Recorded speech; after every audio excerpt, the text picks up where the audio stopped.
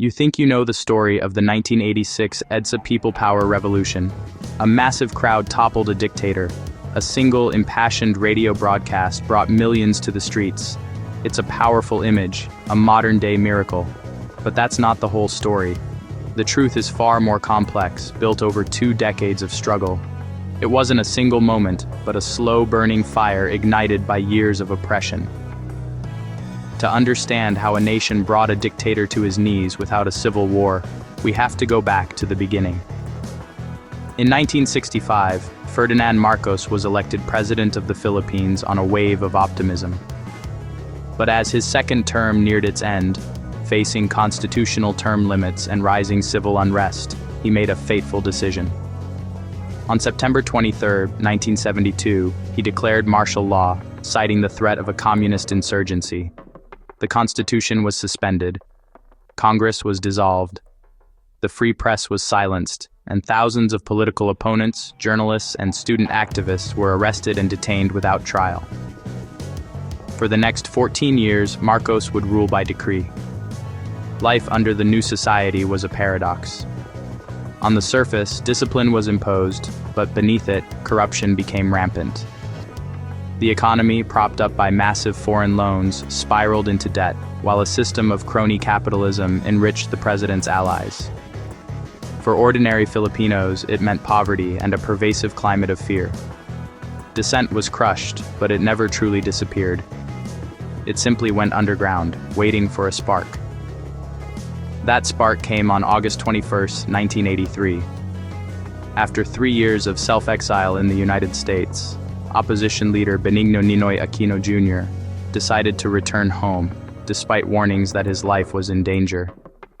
He famously said, "The Filipino is worth dying for." As he stepped off the plane at the Manila International Airport, he was assassinated on the tarmac.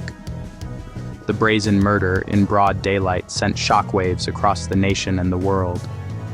The government's denial of involvement was met with widespread disbelief. Ninoy's death transformed him from a political opponent into a martyr. His funeral procession drew an estimated 2 million people, a sea of yellow ribbons and defiant grief. The fear that had silenced a nation for over a decade began to crack.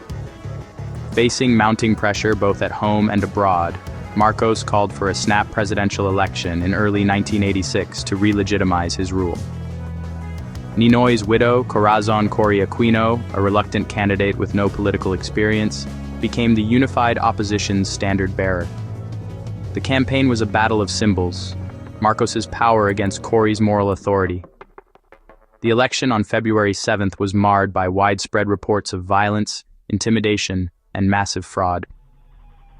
The breaking point came when 35 computer technicians from the Official Commission on Elections, or COMELEC, walked out of the National Tallying Center, protesting the deliberate manipulation of the results in favor of Marcos. Their act of defiance, broadcast on television, exposed the fraud to the entire nation. Millions of Filipinos felt their voice had been stolen. The situation was a powder keg. On February 22nd, it exploded. Defense Minister Juan Ponce Enrile and Armed Forces, Vice Chief of Staff Fidel Ramos, 2 of Marcos's top military leaders, broke away from the regime. They barricaded themselves inside the military headquarters along the main highway of Metro Manila, Epifanio de los Santos Avenue, or EDSA. They confessed to their role in the election fraud and declared their support for Cory Aquino. Knowing they were vastly outnumbered by loyalist forces, they made a desperate appeal for help.